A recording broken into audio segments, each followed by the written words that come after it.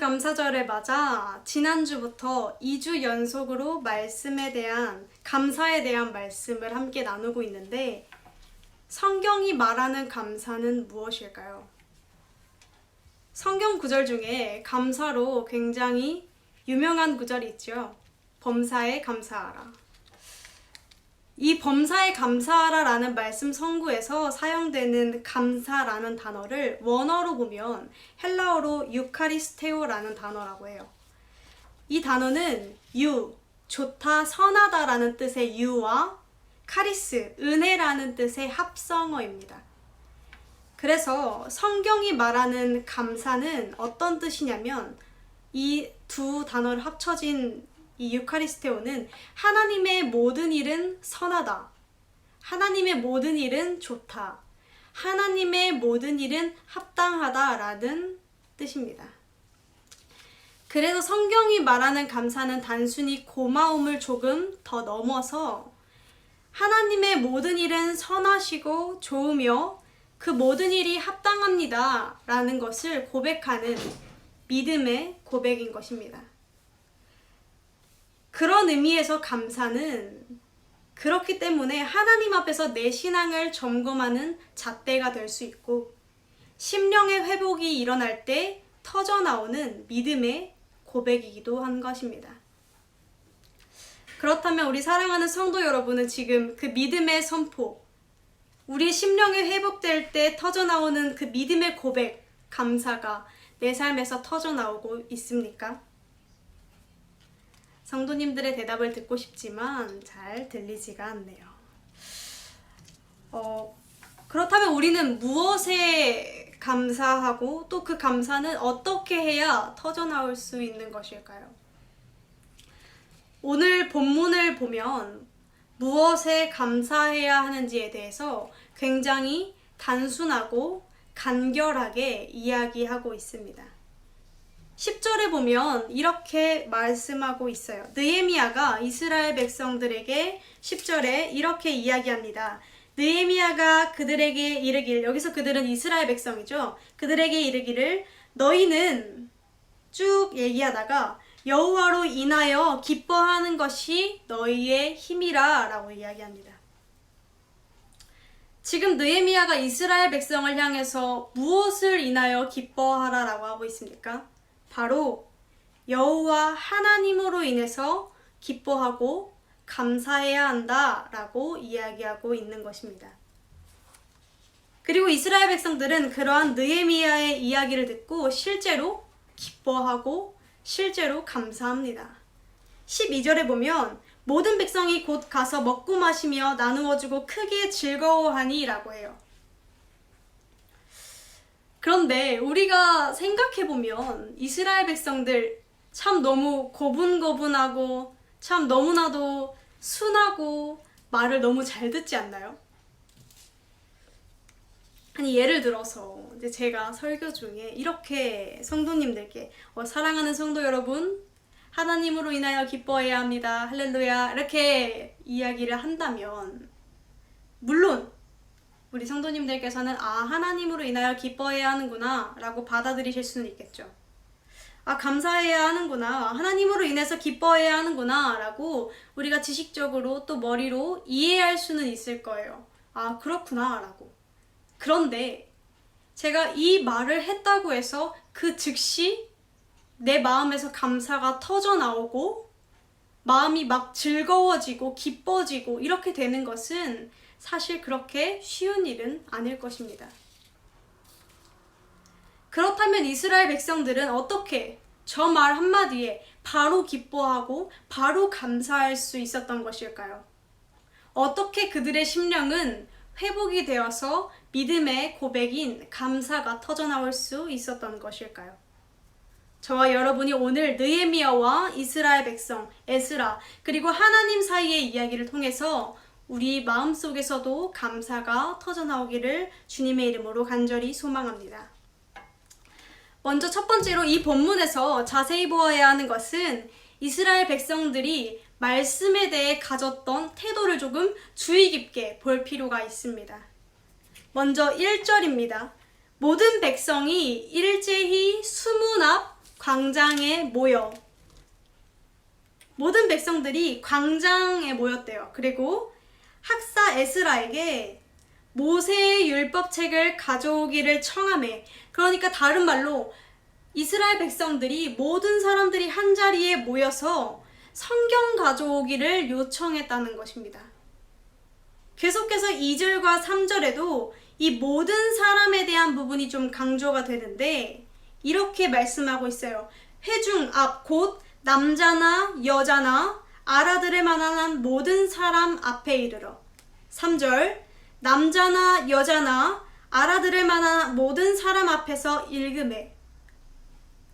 이렇게 계속해서 모든 사람에 대한 부분을 강조하고 있는데 지금 이 본문에서 말해주는 것은 제사장, 제사장은 이 당시 조금 부유한 편이었으니까요. 제사장 또는 가난한 이들 또는 나이가 많은 사람, 젊은 사람, 남자, 여자, 아이 가릴 것 없이 성경을 알아들을 수 있는 모든 사람이 한자리에 모였다는 것입니다. 무엇 때문에요? 성경 때문에, 율법책, 하나님의 말씀 때문에 모였다는 것입니다. 하나님이 뭐라고 하시는지, 하나님은 어떤 분이시며 하나님께서는 무엇을 원하시는지 그것에 대해서 알기를 원해서 모든 이들이 차별 없이 한자리에 모였다는 것이지요. 그리고 그들은 그 하나님의 말씀에 귀 기울이기 시작합니다. 3절 뭇 백성이 그 율법책에 귀를 기울였는데, 우리가 여기서 자세히 보아야 하는 것은 뭇 백성, 모든 백성이 에스라의 말에 기울였다라고 표현되어 있지 않고 율법책에 귀를 기울였다라고 표현되어지고 있습니다. 그러니까 지금 이스라엘 백성들은 에스라의 말에 집중하고 있는 것이 아니에요. 에스라가 뭐라고 이야기하는지, 저 사람이 어떤 주장을 내세우며 어떤 것을 이야기하는지 집중하고 있는 것이 아니라 율법책, 하나님의 말씀, 하나님이 무엇이라 하시는지. 그들의 눈에 에스라는 단지 도구예요. 하나님께 쓰임받는 도구. 그리고 그 뒤에 하나님께서 나에게 무엇이라고 말씀하시는지를 귀를 기울이고 듣고 있었던 것입니다. 계속해서 볼까요? 5절 에스라가 모든 백성 위에 서서 그들 목전에서 책을 펴니, 여기서 책은 성경이겠죠. 책을 폈을 때 모든 백성이 일어서니라. 일어섰고요. 6절 에스라가 위대하신 하나님 여호와를 송축하매 모든 백성이 손을 들고 아멘 아멘 하고 응답하고 몸을 굽혀 얼굴을 땅에 대고 여호와께 경배하니라. 자, 여기까지 등장한 표현들을 보면 지금 오늘날 우리가 예배를 드릴 때 하고 있는 행동과 크게 다를 것이 없는 듯 합니다. 제가 오늘 교회에 가서 직접 보지는 못했지만 제가 알고 있기로 우리 교회는 찬양을 드릴 때 늘 일어서서 드리죠. 일어서서 찬양하고 오늘도 분명 일어서서 모든 성도님들께서 찬양을 하셨을 것입니다. 그리고 또 때로는 손을 올려서 이렇게 올려서 이렇게 올려서 기도를 하고 찬양을 하기도 합니다. 그리고 기도할 때 엎드려서 몸을 굽혀서 땅을 머리에 대고 기도하기도 합니다. 그렇다면 이 본문은 우리에게 이렇게 행동하십시오, 이렇게 행동해야 합니다 라고 말해주기 위해서 이 행동들을 하나하나 짚고 이야기하고 있는 것일까요? 그렇지 않을 것입니다. 1절에서 6절까지 행동에 대해서 이스라엘 백성들이 어떻게 행동했는지에 대해서 이렇게 자세하게 이야기하고 자세하게 설명해주는 까닭은 단순히 이 행동을 따라하라는 것이 아니라 그만큼 이스라엘 백성들이 하나님의 말씀 듣기를 간절히 원해서 모든 이들이 차별 없이 모였고 귀를 기울였고 너무나 감격하여 감히 앉아있을 수 없어서 몸을 일으켰고 주님 앞에 더 가까이 닿고 싶은 마음에 손을 뻗었고 내 모든 것을 항복합니다라는 의미에서 손을 뻗었고 고개를 감히 들 수 없어서 고개를 엎드린 그 모든 모습들은 사실 이스라엘 백성들이 정말 마음 깊은 곳이 말씀을 사모하고 하나님을 사모했기 때문에 드러난 행동일 줄로 믿습니다.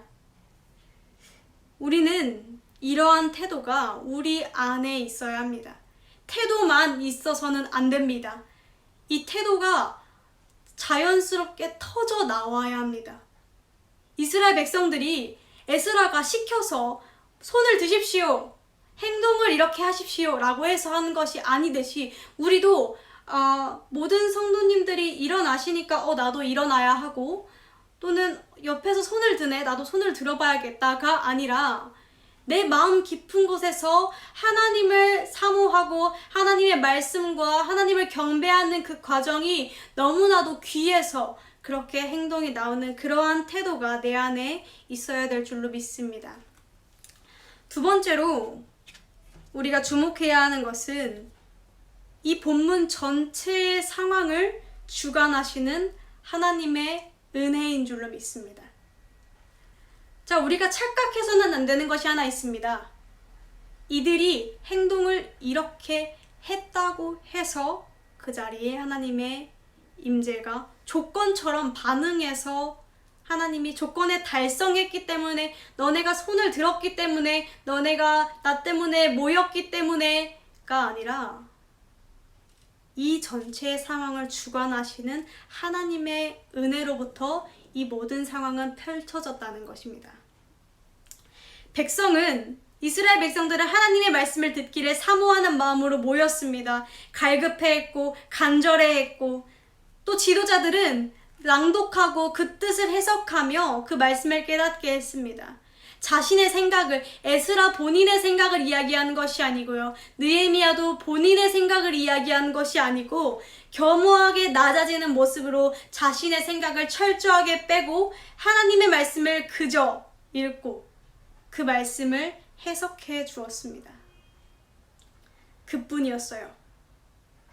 이들이 한 것은 단지 그뿐이었습니다. 그런데 9절에 갑자기 백성이 율법의 말씀을 듣고 다 울기 시작합니다.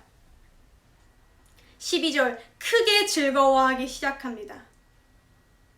우리는 이곳에서 무엇을 발견할 수 있어야 합니까? 그 말씀이 이스라엘 백성들의 심령과 마음을 움직인 그 하나님의 은혜, 이 본문 가운데에서 철저하게 그 모든 전체의 상황을 주관하고 계시는 하나님의 그 숨은 뜻과 계획과 그 은혜를 우리는 발견해야 할 줄로 믿습니다. 사랑하는 성도 여러분, 은혜는 온전히 하나님의 영역입니다. 에스라와 느헤미야가 말을 정말 잘하는, 정말 말을 뛰어나게 잘하는 사람들이어서가 아니라, 설득을 잘하는 사람이어서가 아니라, 이스라엘 백성들이 그들의 이해력이 좋아서가 아니라, 그들의 열심히 유난히 간절해서도 아니라, 오직 그들은 그들의 자리에서 하나님을 사모했을 때 하나님은 하나님의 영역이신 그 은혜를 채우신 것인 줄로 믿습니다. 하나님의 때에 이스라엘 백성들이 묵묵히 자신이 감당해야 할 자리에서 감당했을 때 하나님의 때에 하나님이 그들의 마음을 움직이시고 회복하시며 역사하셨는 줄로 믿습니다. 그리고 그랬을 때 그들은 여호와로 인하여 기뻐하는 믿음의 감사가 터져나왔는 줄로 믿습니다. 우리는 이제 간절해야 합니다라는, 간절함이 내 마음 가운데 있어야 합니다라는 그런 설교를 들으면 이런 생각을 하게 되실 수도 있을 것 같습니다. 나 간절한데, 나 지금 예수님 만나고 싶은데 뭐 얼마나 더 간절해야 하는 거지? 이 정도 간절함으로는 안 되는 건가? 아니면 나의 죄성 때문에 간절함이 가려진 것인가? 나의 열심이 부족했나? 라고 생각하실 수도 있을 것 같습니다. 그러나 이 사실을 기억하시기를 원합니다. 하나님은 하나님의 때에 그저 임하셨을 뿐입니다. 그들은 묵묵히 그 자리를 계속 지켰어요. 우리가 본문 18절을 함께 읽진 않았지만 첫날부터 끝날까지 날마다 하나님의 율법책을 낭독했다 합니다. 그들은 그저 계속해서 간절한 마음으로 그저 묵묵히 자신들의 자리를 지키며 하나님의 때를 기다렸습니다. 그거 아세요? 성경 묵상이랑 글쓰기랑은 굉장히 닮은 모습들이 있어요. 뭐가 닮았냐면, 저는 사실 이제 글을 설교 원고를 쓸 때 빼고는 제가 전문적으로 작가이거나 뭐 출판 쪽에서 일을 하는 것이 아니니까 그런 한 가지 오해를 하고 있었어요. 글을 잘 쓰려면 특별한 영감이 있어야 하고 뭔가 재능이 있어야 하지 않을까라는 그런 생각을 했었는데, 특별한 영감이 떠올라야 특별한 글을 쓸 수 있다고 생각을 했었는데, 사실 그것은 틀린 말이라고 해요. 물론 가끔 글을 쓰는 사람들은 편하게 영감이라는 것을, 그 특별한 생각, 아이디어, 소재라는 것을 기다리다가 떠오르면 글을 쓸 수 있겠죠. 그러나 사실 그것은 굉장히 그냥 조금 이상적인 모습이고 실제로 그렇게 되기는 쉽지 않다고 해요. 영감을 기다리는 사람은 그냥 기다리다가 글을 오랫동안 쓰지 못한대요. 그러면 글을 계속해서 쓰는 사람들은 어떻게 하냐면 저마다 자신의 루틴이 있다고 해요. 어떤 루틴이냐면 그냥 공장처럼 일정 분량의 글을 써내려가는 거예요. 매일. 그냥 계속 쓰는 거예요.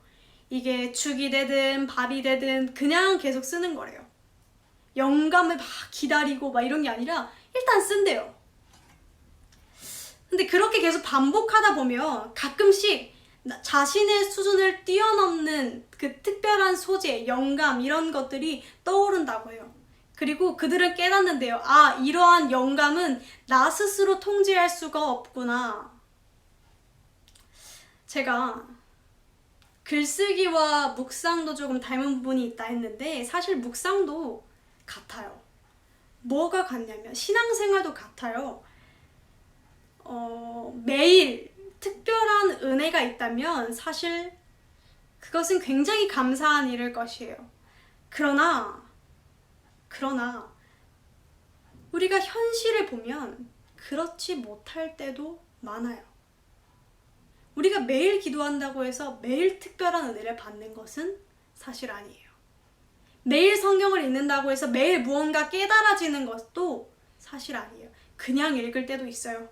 그냥 기도할 때도 있어요.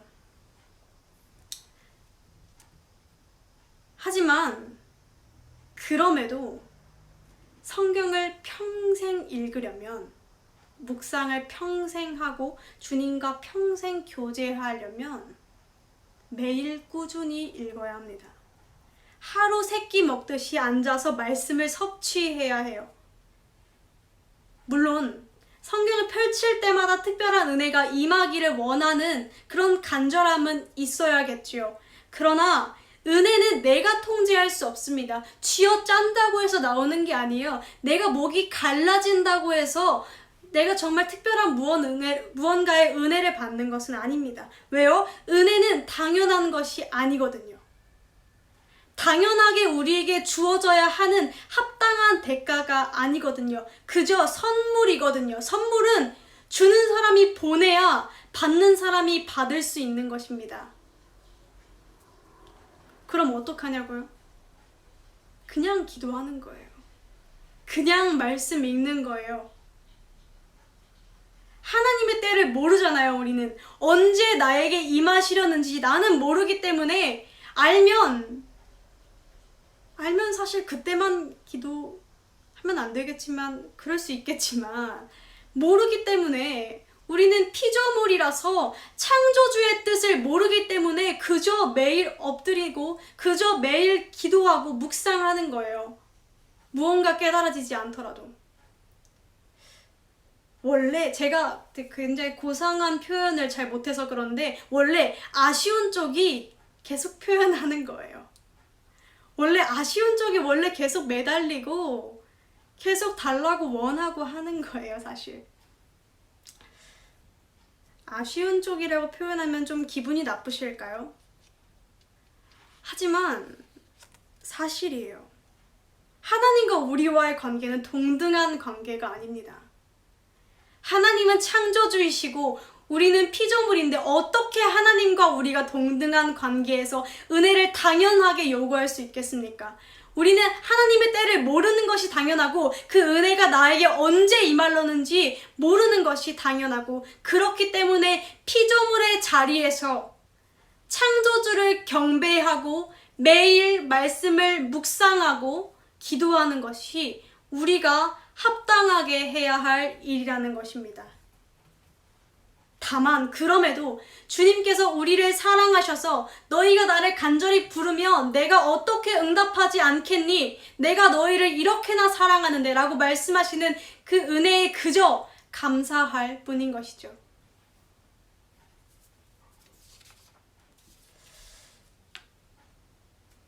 우리는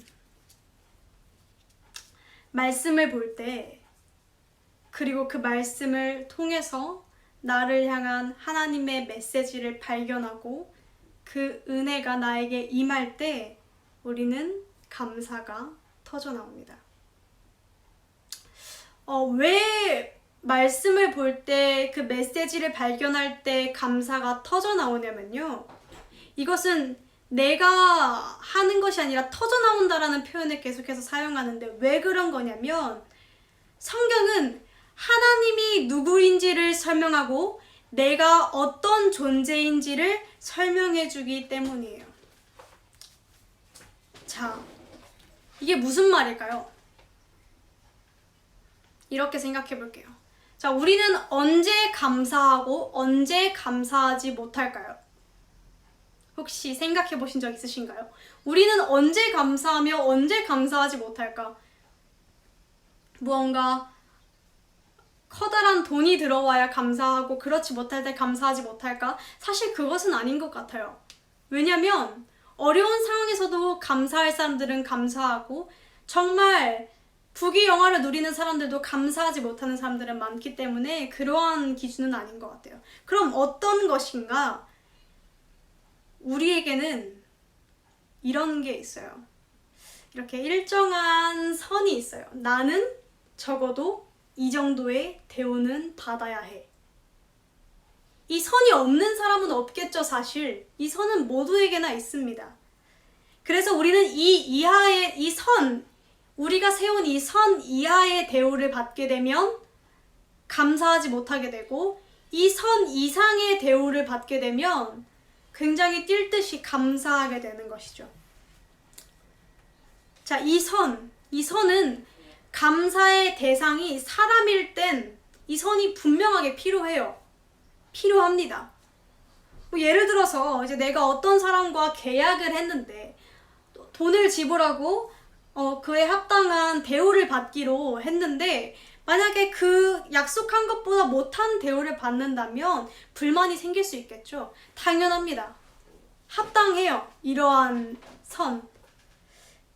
그리고 또 그것보다 좋은 대우를 받는다면 우리는 감사하고 기쁘고 행복해질 수 있겠죠. 그런데 성경 속에서 모든 일에 감사하라, 이것은 그리스도 예수 안에서 너희를 향한 하나님의 뜻이니라 라고 말씀하신 그 감사는 사람에 대한 감사가 아닙니다.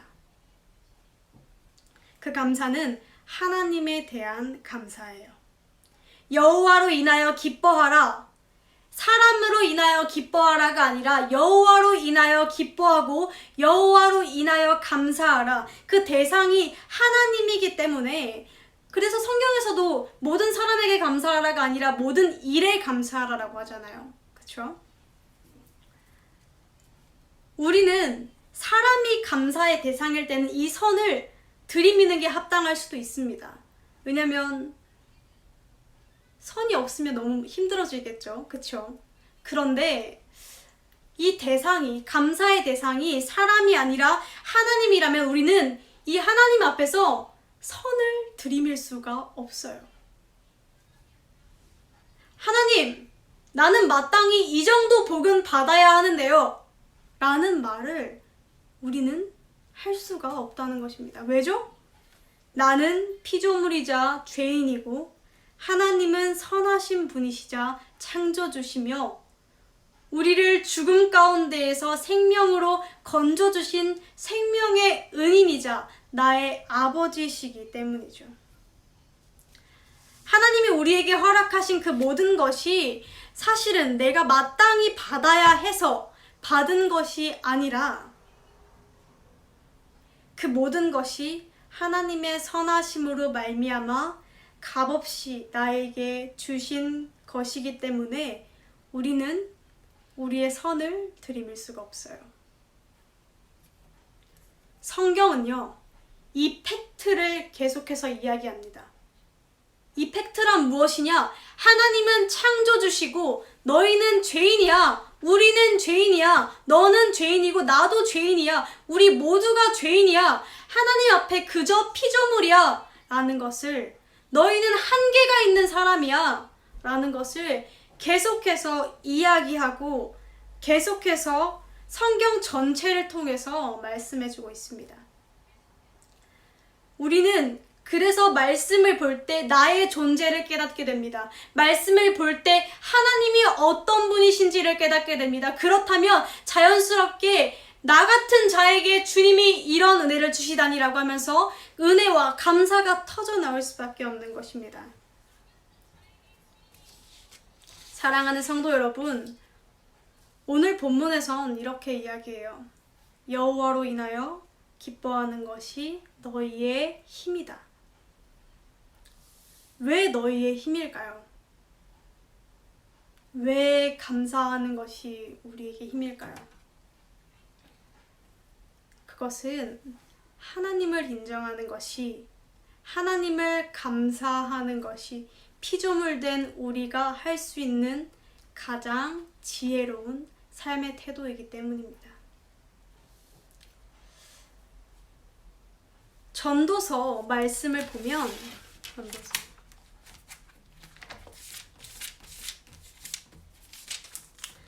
전도서 3장에 보면 굉장히 이런 말씀이 있어요. 범사의 기한, 그러니까 부제목이 모든 일엔 다 때가 있다 하거든요.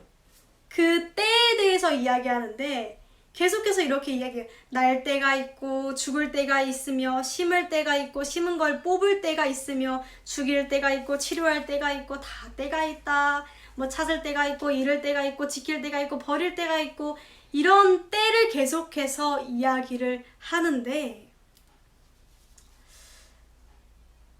이 전도서 3장에서 이야기하는 것은 결국 이거예요.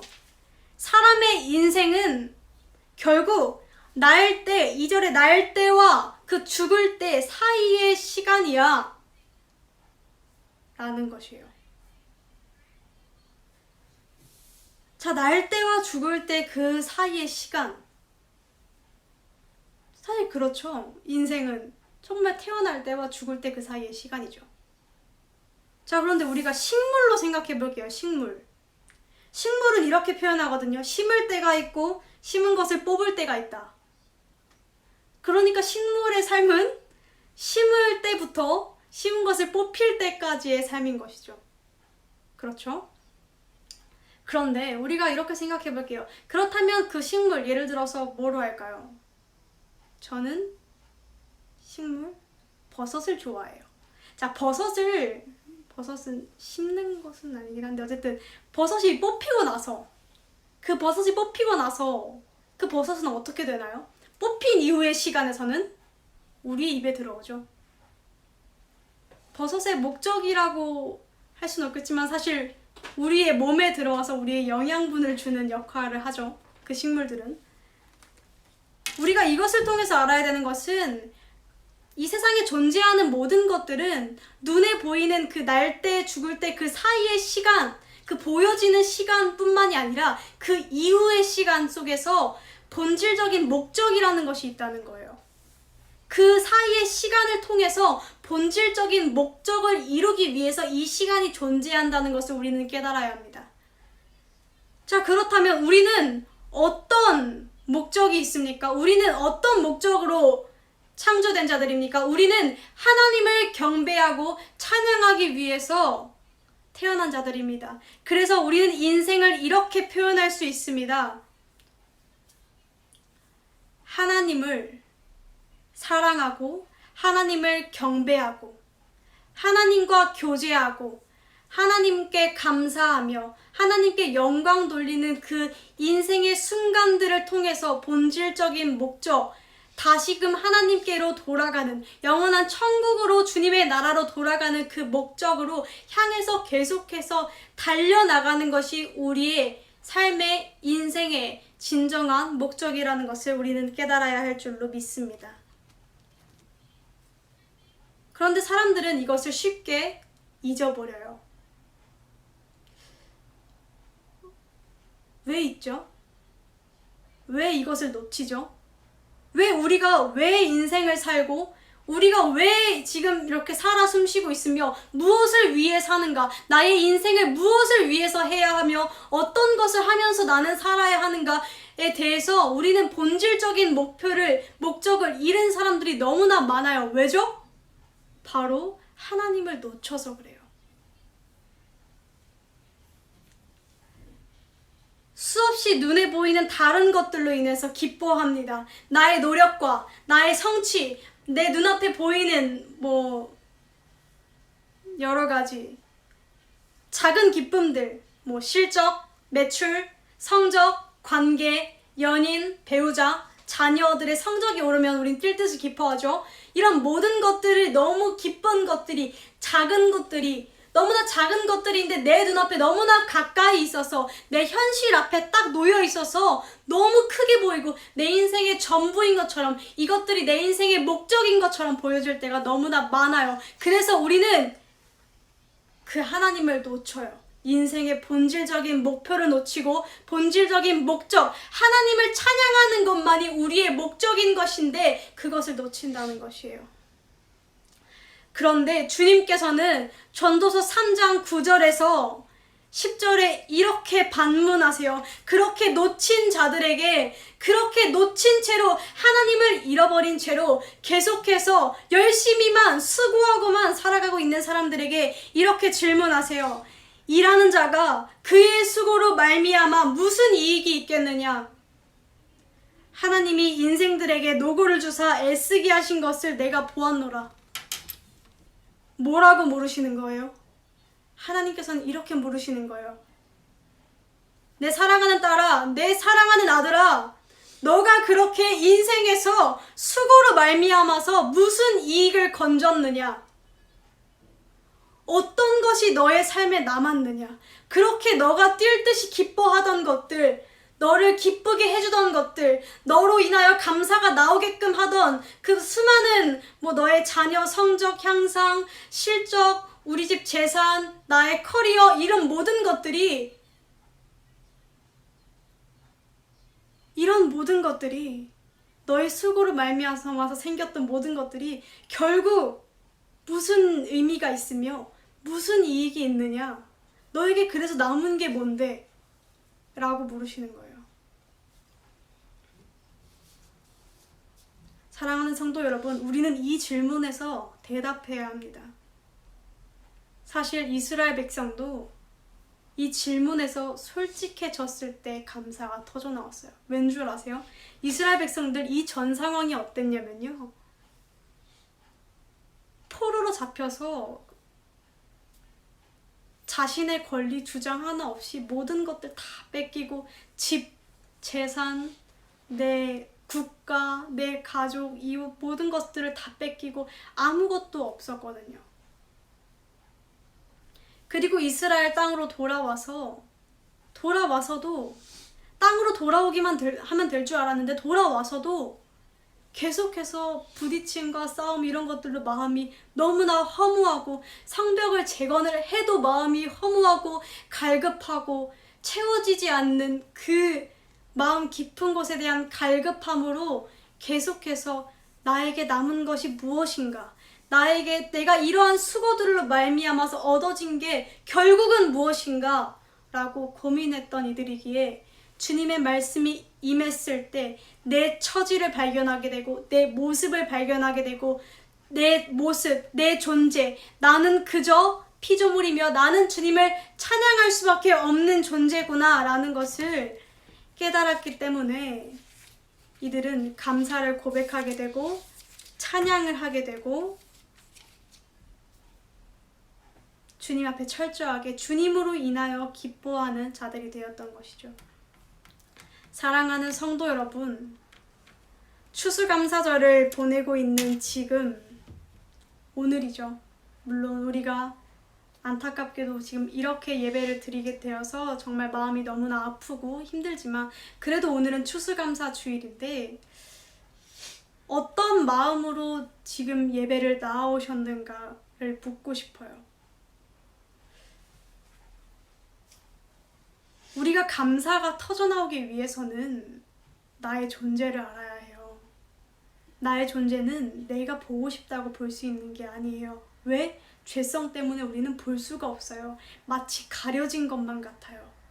그런데 우리는 성경을 읽으면 하나님의 말씀을 읽으면 뭐가 생기냐면요. 하나님의 시각을 알 수 있게 돼요.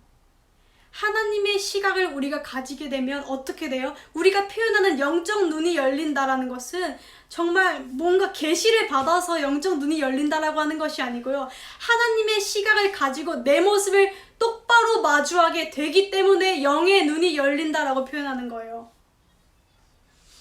우리는 그때 감사할 수 있습니다. 그리고 그 날이, 그렇게 감사가 터져 나오는 날이 오늘 이 9월 며칠이죠? 사모님 9월 며칠이죠?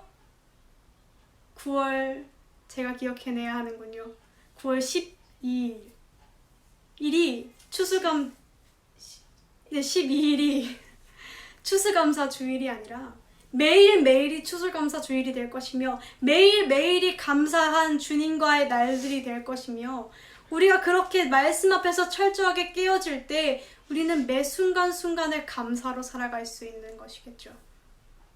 사랑하는 성도 여러분, 저와 여러분이 오직 말씀 앞에 엎드림으로 영원한 창조주 되시는 그 하나님으로 인하여 기뻐하게 되기를 원합니다.